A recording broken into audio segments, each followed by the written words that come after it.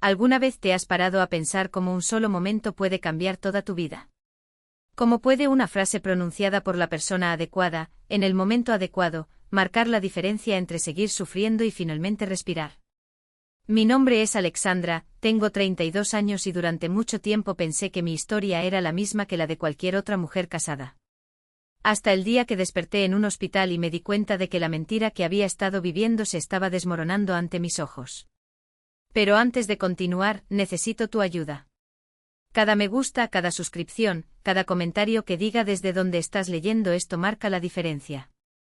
Son estas pequeñas acciones las que acercan historias como la mía a quienes más necesitan escucharlas, a quienes, en este momento, están asustados y buscan una salida. Gracias por ser parte de esto. Ahora volvamos al principio. Porque es fundamental entender cómo empezó todo para entender cómo llegué allí. Nos conocimos hace 6 años, en la boda de unos amigos. Era encantador, de esos que iluminan la habitación con solo entrar. Me miró como si no existiera nadie más. A la segunda cita llegó con flores. Recordó cada detalle que mencioné, como si mis palabras fueran preciosas. Cada mañana, mensajes cariñosos: eres hermosa, no te merezco, tengo suerte de tenerte. Sus amigas estaban celosas. Mi madre lo amó al instante. Mi padre, mientras le estrechaba la mano con firmeza, dijo: cuida bien de mi hija, hijo mío. Lo miró a los ojos y le prometió. 2 años después nos casamos. El día fue exactamente como lo soñé, yo de blanco, él con un traje impecable, jurando amor, en la alegría y en la tristeza, hasta que la muerte nos separe. En ese momento creí cada palabra. Lo peor parecía algo lejano, algo que solo les pasaba a otros. Hasta que 6 meses después, lo peor llamó a mi puerta. Era un martes cualquiera. Preparé la cena, tu filete de pollo favorito con queso y salsa especial. Probó un trozo, masticó y algo cambió. Como si alguien hubiera apagado la luz de tus ojos. En un segundo mi marido se convirtió en un extraño. Ni siquiera puedes preparar bien un plato sencillo, dijo en voz baja y peligrosa. ¿Qué clase de esposa eres? Traté de suavizarlo con una sonrisa nerviosa, me perdí un poco el punto, lo siento. Haré otra cosa ahora mismo. Fue entonces cuando sucedió. Su mano no me golpeó con una bofetada, fue un puñetazo. El sonido resonó en la cocina como un disparo. Me quedé paralizada, sin entender lo que acababa de pasar. Él siseó: no te atrevas a reírte de mí. No vuelvas a hacer eso nunca más. Debería haber agarrado mi bolso y haberme ido para siempre en ese momento. Pero 30 segundos después, estaba de rodillas, llorando. Lágrimas reales, manos temblorosas sosteniendo la mía. Perdóname, perdí el control. Es trabajo, nervios. Te amo. Nunca más, te lo juro. Y yo creí. Como creemos en los cuentos de hadas cuando deseamos desesperadamente que todo salga bien. Pasé toda la noche convenciéndome de que era un incidente aislado que yo mismo había causado, sonreí en el momento equivocado, quemé la comida. Al día siguiente apareció con 2 enormes ramos de flores y un collar de piedras preciosas. Me llevó a mi restaurante favorito, me puso la mano sobre la mesa y me juró que yo era lo más importante en su vida. Sonrisa. Le agradecí los regalos, la cena, el amor. Escondí los moretones debajo de capas de corrector y polvos.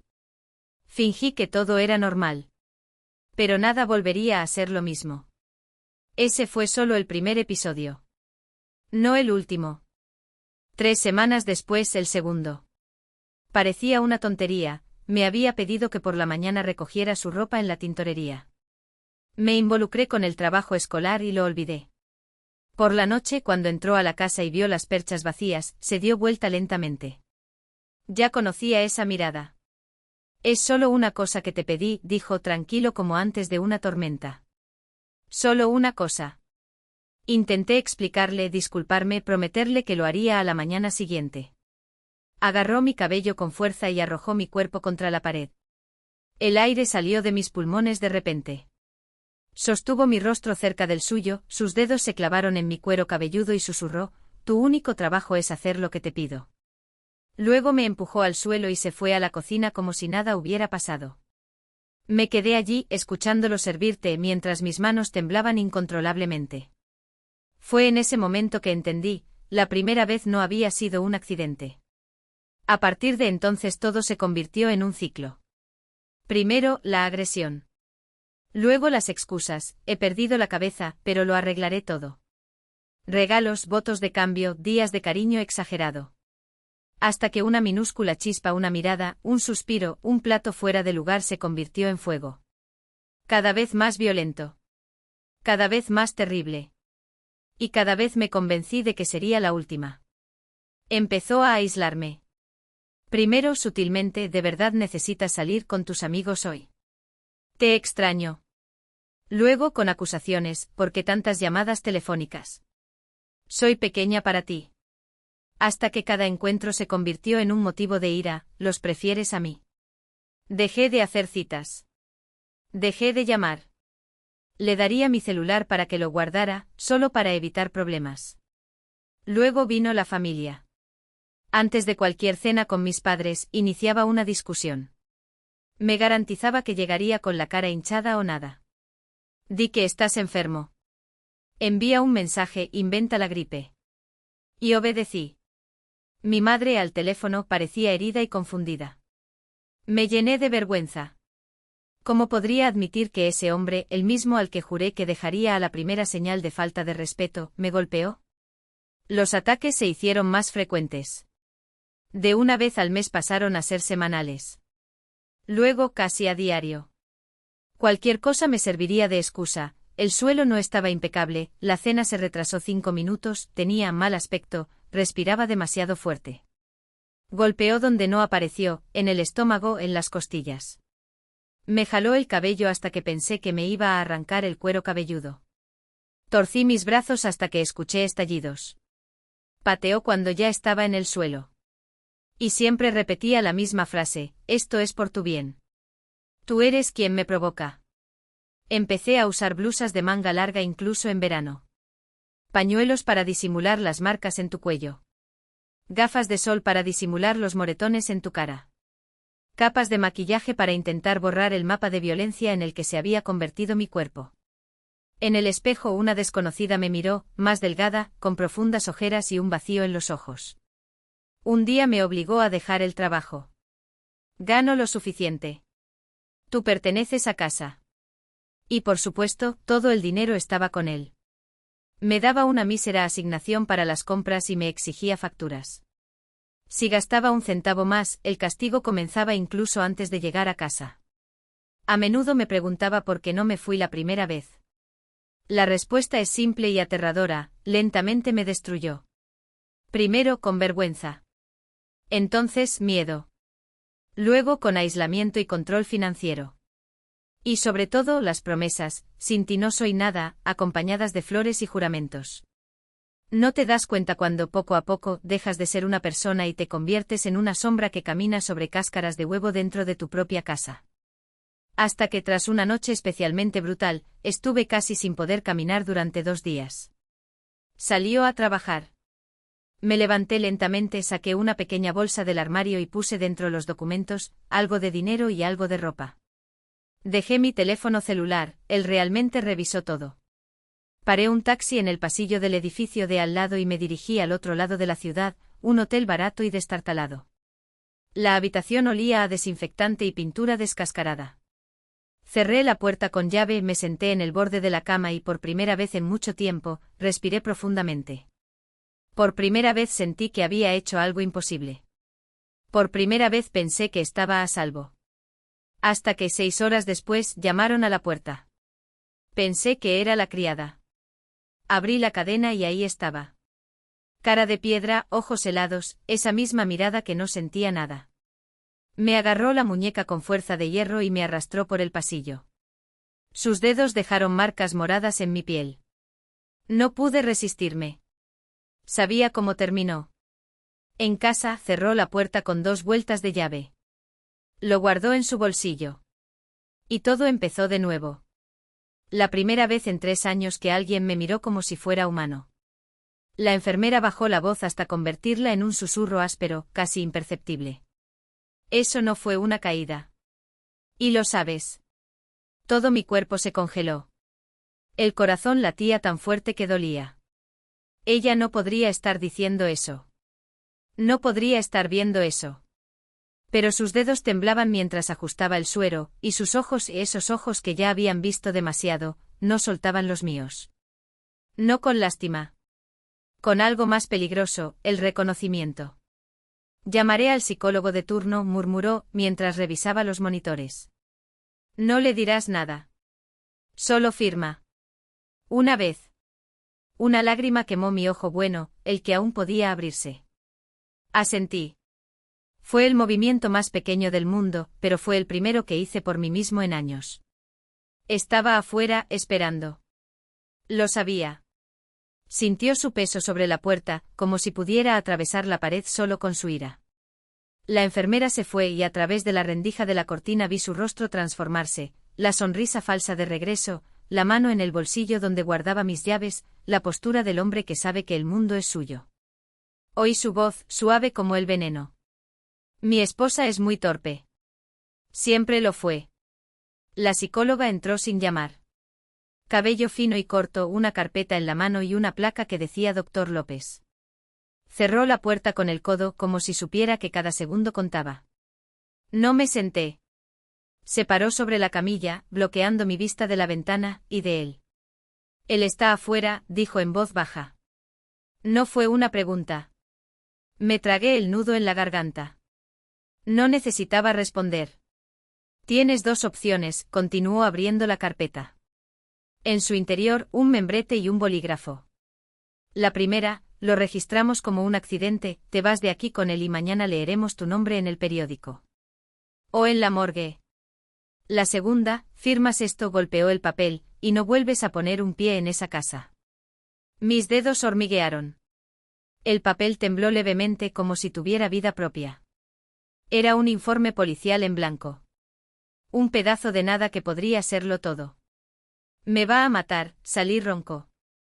El psicólogo se inclinó. Su aroma era limpio como el del jabón. No como el suyo, que olía a mentiras y a colonia cara. Ya te está matando. Solo está tomando tiempo. La pluma pesaba 1 tonelada. Cada letra que garabateaba dolía como si estuviera escribiendo con huesos rotos. Pero cuando terminé, la doctora López tomó el papel, lo dobló con cuidado y lo guardó en su carpeta. Luego sacó algo del bolsillo de su abrigo, un celular desechable, de esos que se compran en cualquier kiosco. Memoriza este número, dijo colocándolo en mi mano. Es de una casa de acogida. Llame solo cuando esté fuera del hospital. Ellos te recogerán. ¿Y si se entera? Ella sonrió. No fue una sonrisa amable. Era la sonrisa de alguien que había visto lobos y sabía afilar un cuchillo. No lo hará. Porque dentro de 5 minutos entrarán en esta sala 2 policías para hacer preguntas de rutina. Mientras tanto, desaparecerás por el pasillo trasero con la enfermera María. ¿Entendiste? Lo entendí. Por primera vez en años, respiré. Apretó mis dedos con una fuerza que no correspondía a sus manos pequeñas, marcadas por los años. Sus ojos brillaron húmedos, pero su voz no tembló. Vamos con ellos, Sasa. No por miedo, sino porque es lo correcto. Mi padre tragó saliva, sus nudillos estaban blancos por estar tan apretados. En esos ojos no había derrota, era furia contenida, de esas que preceden a la acción. Pero él asintió. Porque entendió, esta vez, la batalla no se ganaría con puños ni amenazas. Se ganaría con protocolos, papeles sellados y puertas que no pudiera derribar. Marina cerró la carpeta con un clic seco como un último punto. La ambulancia del centro nos llevará directamente. Sin paradas, sin registros en el sistema público. Su nombre no aparecerá en ninguna lista de inscritos. Deslizó una tarjeta sobre la hoja, blanca y sin logos. Memoriza este número. Es la línea directa de seguridad del refugio. Si algo le parece mal, un automóvil funcionando demasiado en ralentí en la calle, una llamada de un número desconocido, llame. No pienses, no esperes. Liga. Tomé la tarjeta. El plástico estaba frío, pero el peso era real. Por primera vez, algo en mi mano valía más que una promesa. ¿Y si descubre la dirección? Mi voz era ronca, delatando el temblor que intentaba ocultar. Marina no sonrió. No me dio falsas seguridades. No se enterará. Porque nos entrenamos para esto. Porque las mujeres que pasaron por aquí antes que tú nos enseñaron cada laguna, cada error. Hizo una leve reverencia, bajando la voz como si compartiera un secreto. ¿Sabes cuánto tiempo tarda un hombre como él en darse por vencido? 3 meses. Este es el periodo promedio hasta que buscan otra víctima. No estarás allí para que te encuentren. Mi padre apretó los dientes.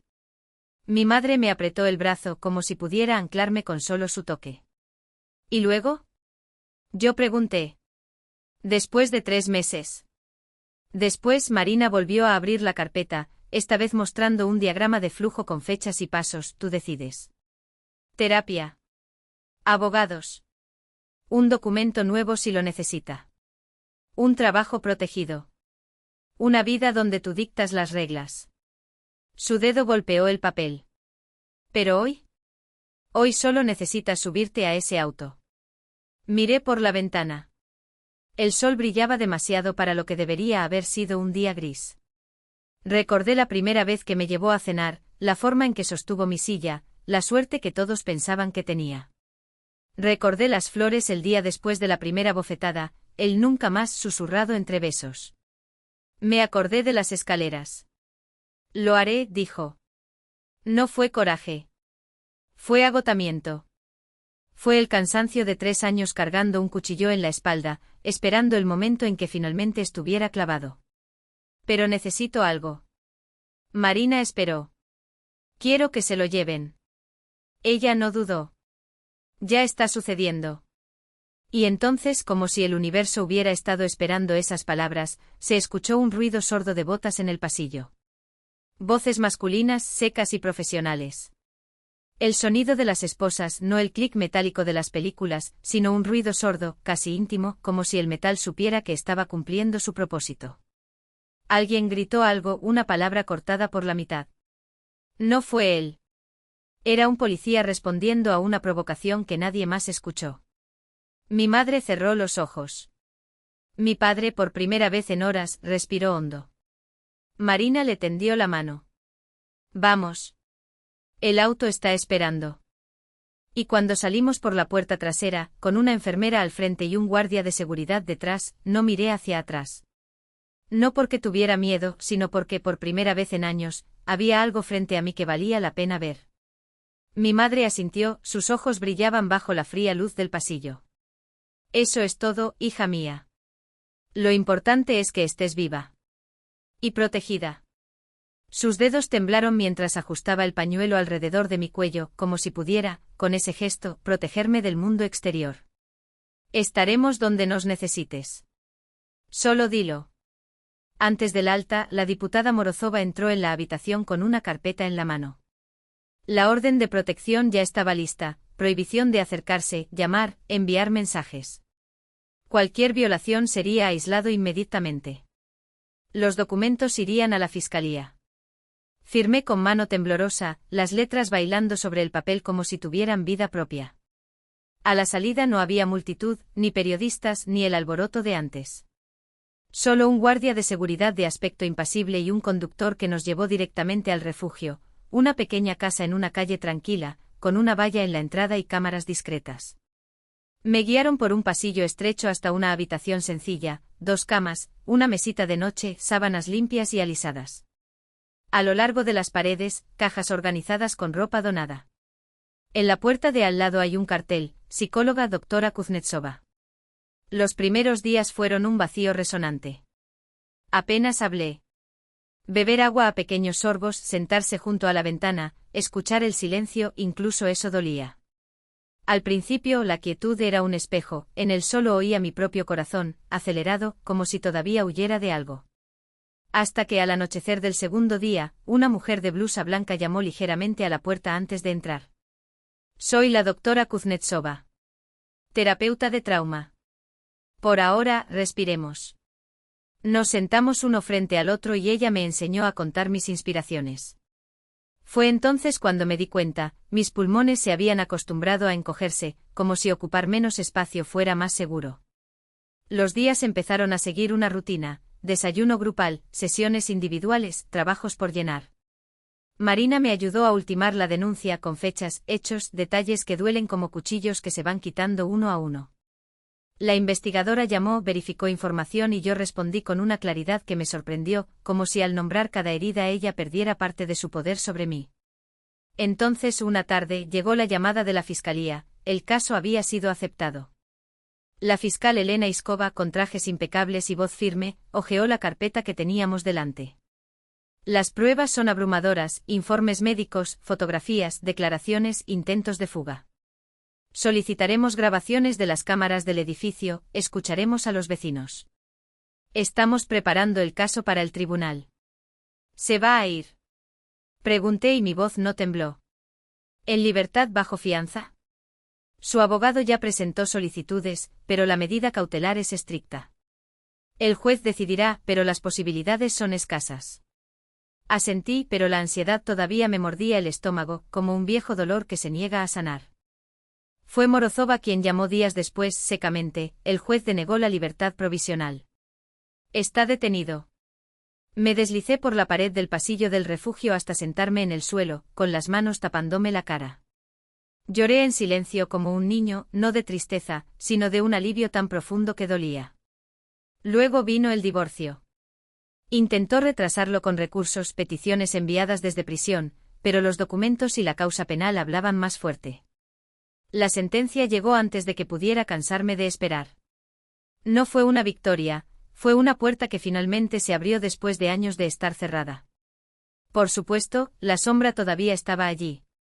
Me sobresaltaron unos pasos detrás de mí, no podía sentarme de espaldas a la entrada de una habitación. Se despertaba al menor ruido, con el cuerpo tenso como un arco listo para disparar. En las sesiones grupales en el refugio, ni una sola mujer preguntó por qué no te fuiste antes. Sabíamos que esta pregunta no salvaría a nadie.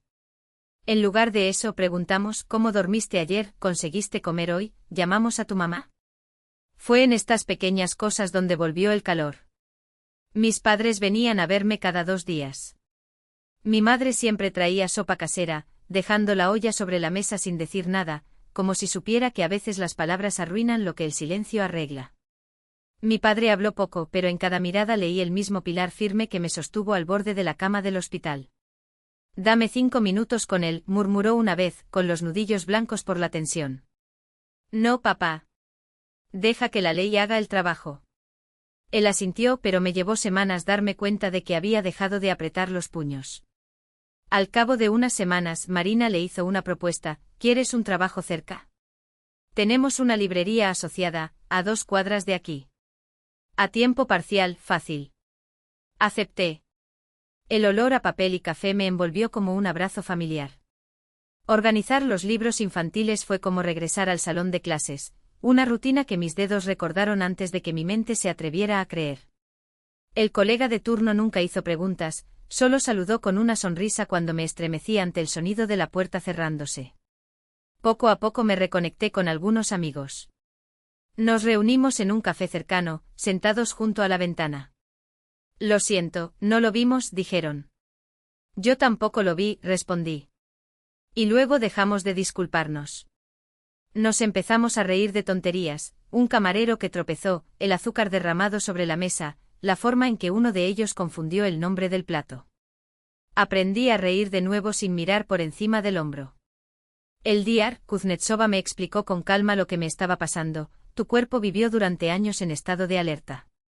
Ahora reacciona incluso a los sonidos bajos, como si todavía hubiera peligro.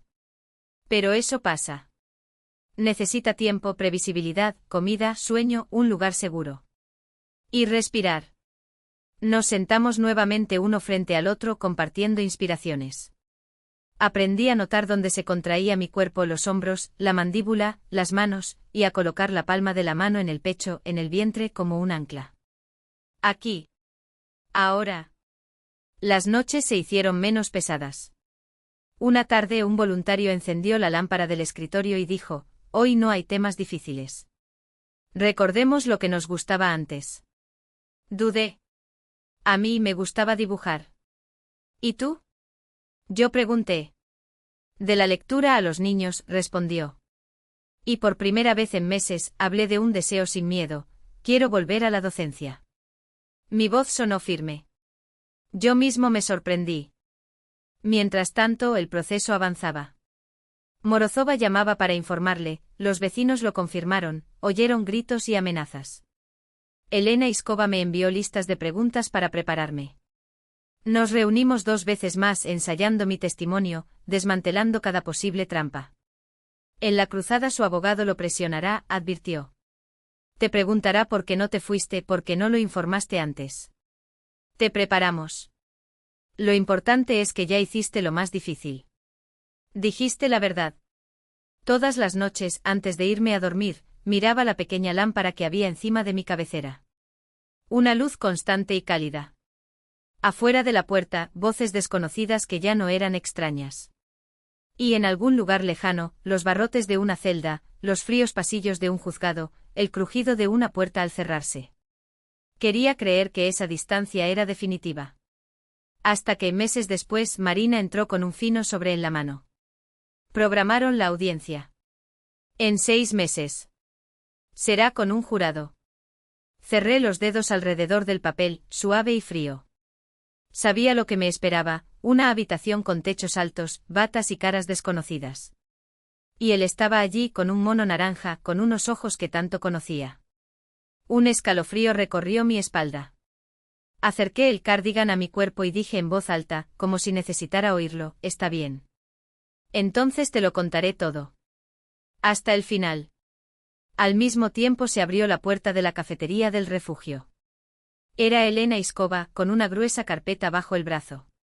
Sasa, es hora de revisar los detalles.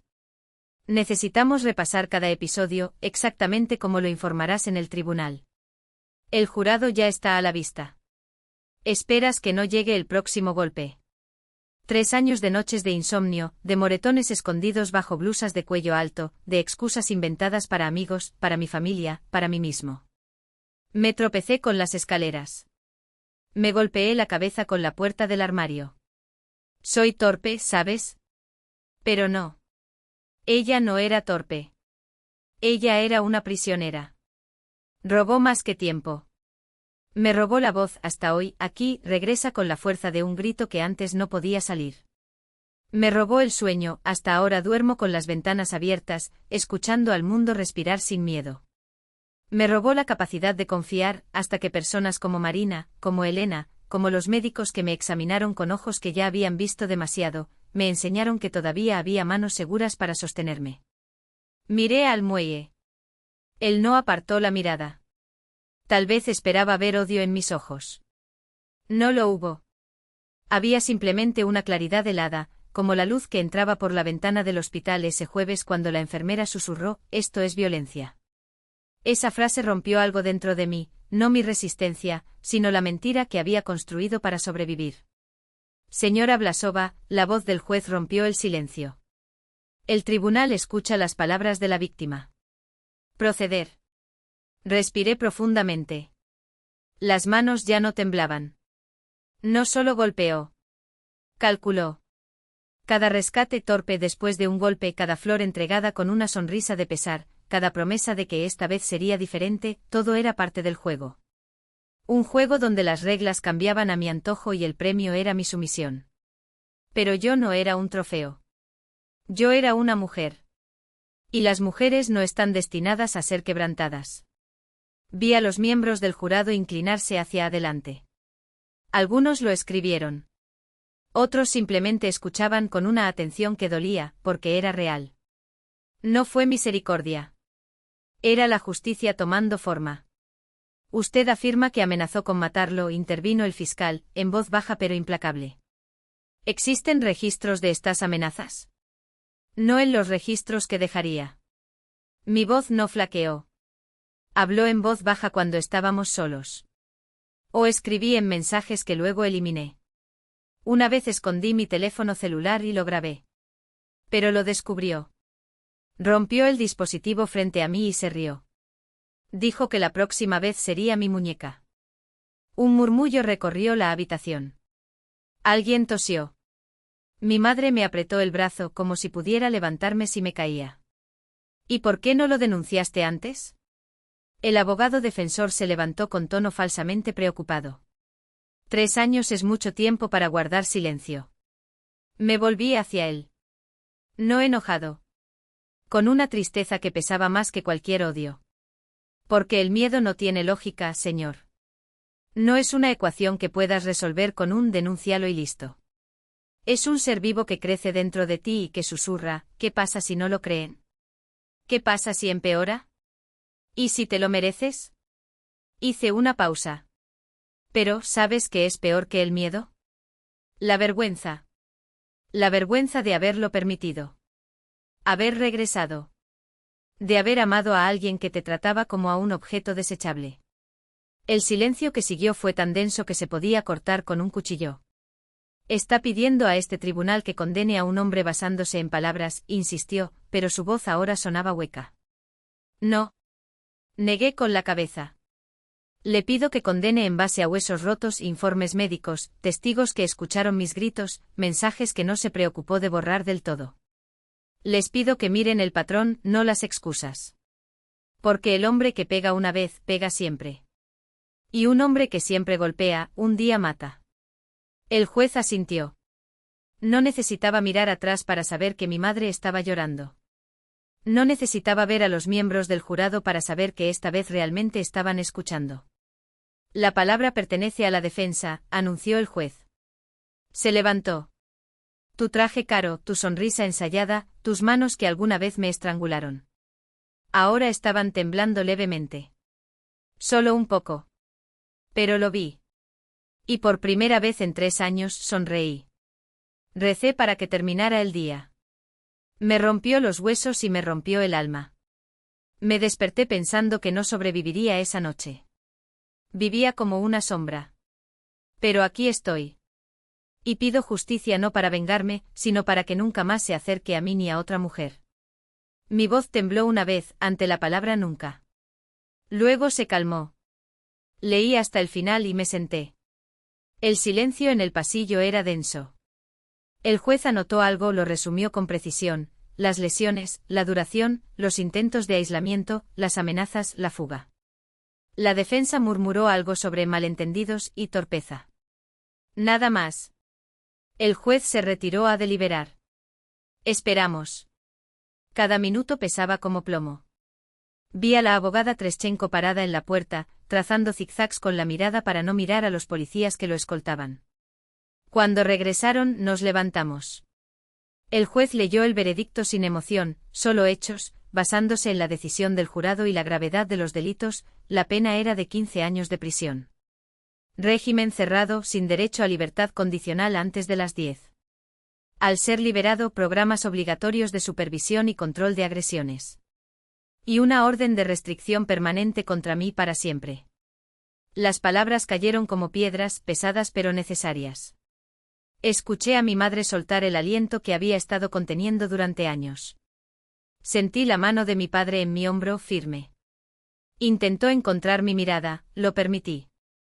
La policía se lo llevó. Por un segundo nuestras miradas se encontraron. Ya no existía ese hielo de superioridad, solo un pánico confuso. No aparté la mirada. Luego vino el papeleo, firmas, sellos, copias. Salimos al aire libre. El día estaba lluvioso y nevaba ligeramente. Marina me ajustó la bufanda.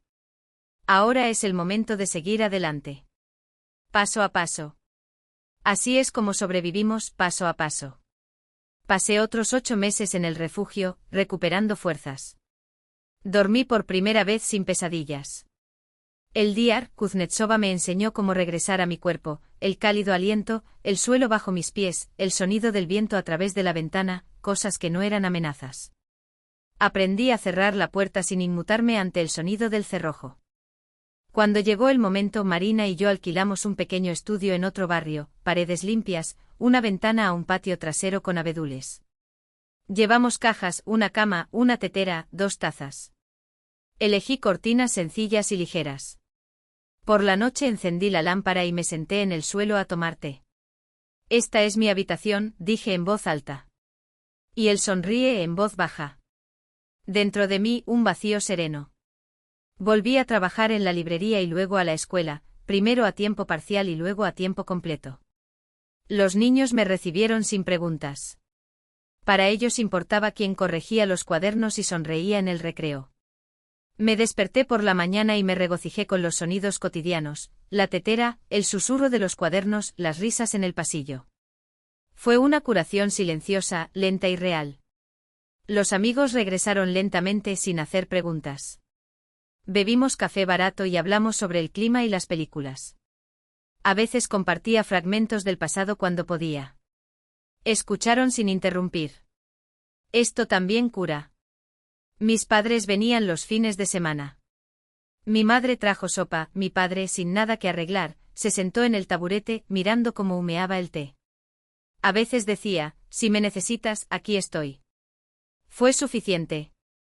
Empecé a hacer trabajo voluntario en el refugio. Se sentaba en el sofá con mujeres recién llegadas y decía cosas sencillas, no es culpa tuya. La vergüenza no es tuya. Vayamos juntos. Ayudé a elaborar planes de seguridad, dónde ir, a quién llamar, qué llevar en una bolsa pequeña, documentos, dinero, medicinas, llaves. Ensayamos la frase para el 112, estoy en peligro. Dirección, tal. Sin lágrimas, con claridad. A veces simplemente nos quedábamos en silencio y eso era de ayuda.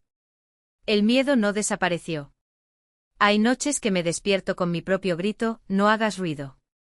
Hay días que un paso detrás de mí en el supermercado me hace dar un vuelco el corazón. Pero ahora sé qué hacer, parar, respirar, poner la mano en el pecho, llamar al médico. Kuznetsova o Marina, sal a caminar una cuadra. No es debilidad. Es vivir después. Un año después, cambié mi apellido. No volví a estar soltero, elegí uno nuevo. Papeleo, colas, burocracia, todo está dentro de la ley. Quería separar el pasado no solo en la memoria, sino en el registro. Quitar la placa vieja de la puerta y atornillar la nueva fue, por primera vez en mucho tiempo, escuchar mi nombre sonar limpio. Cambié de ciudad no para escapar, sino para medir un nuevo círculo. Regreso a Ekaterimburgo para visitar a mis padres y al refugio, ahora como alguien que ha estado en ambos lados. En mi celular tengo notificaciones activas, si lo liberan o si hay nuevos casos lo sabré. Por ahora, solo silencio. Y este silencio es bueno. Si me preguntas honestamente diré, traté de identificarme. Un hombre amable, paciente. Caminamos por el parque, tomamos té. Me estremecería ante un gesto repentino, él se dio cuenta y apartó la mano. Tuvo cuidado. No funcionó, no es culpa suya. Todavía no estaba preparado para tanta cercanía. ¿Quizás más tarde? ¿Quizás con alguien más? O tal vez no. La soledad, cuando es una elección y no una imposición, es también una forma de vida. Lo importante es que es mío, no un castigo del miedo. Y sí, ahora digo en voz alta lo que antes solo susurraba, si vives con alguien que te da miedo, ya es suficiente. No esperes a los moretones. El miedo es una señal. En Rusia llama al 112 o al 102, pide ayuda y anota todo. Los centros de crisis no son para otros, son para nosotros. Acuerde una palabra clave con un amigo para que sepa cuándo pedir ayuda. Guarde copias de los documentos en los que confíe. Y debes saber, la vergüenza no es tuya. La vergüenza es la jaula que nos atrapa. Si estás al lado de una mujer así, no te quedes callado. Pregunte, ¿has comido hoy? ¿Dónde vas a dormir? ¿Puedo ir contigo al centro de salud? A veces lo que salva no es un sabio consejo, sino una taza de té en la cola del hospital. Cuando la gente me pregunta cómo me las arreglé, respondo, no soy una heroína. Soy una mujer corriente que quería sobrevivir. Y los que no apartaron la mirada me salvaron, la enfermera que susurró que no es culpa tuya, el médico. Lebedev que dijo la verdad, Marina que caminó a mi lado sin presionarme, el investigador Morozova que trabajó con precisión quirúrgica, el fiscal que no se rindió, mis padres, mis amigos, las mujeres del refugio, el médico. Kuznetsova. ¿Y tú que escuchas hasta el final? La moraleja de esta historia no es bonita, la violencia no es un asunto de familia, es un delito. Y el silencio es tu mejor cómplice. Alguien necesita decir basta. En mi caso fue un médico el que miró de cerca. En el tuyo podrías ser tú o quien te ame. Lo esencial es que la palabra esté dicha. Hoy tengo una pequeña cocina con azulejos blancos, una ventana al patio y cuadernos para corregir. Me canso después de clases, discuto con mi madre sobre los pepinos encurtidos, me río con mis amigos por los chismes que escucho, a veces lloro, con o sin razón. No quedan muchas cicatrices, pero son mías. Y la vida también. Si has escuchado hasta aquí, gracias. Si te reconoces, pide ayuda. Hoy. Si conoces a alguien que tiene miedo, dile que le crees. No necesitamos ser fuertes cada minuto. Simplemente da el primer paso. El resto lo hacemos juntos. Y tal vez esa sea, después de todo, mi victoria. Un nuevo comienzo no es un milagro que cae del cielo, es el coraje de recoger tus propios pedazos, uno al día. Sin prisas. Sin problemas. Con la dignidad de quien sabe que la fuerza no está en nunca romperse, sino en reconstruirse incluso cuando el suelo tiembla. No esperes una señal. No esperes a que el mundo se detenga para darte permiso. La vida no te avisa antes de cambiar, pero tampoco requiere que tengas todas las respuestas a la vez. Simplemente empieza. Hoy. Con lo que tengas, un suspiro más profundo, un paso adelante, la decisión de no rendirte. Porque la luz no llega de golpe, sino poco a poco, mientras uno insista. Y eso, solo eso, es más que suficiente.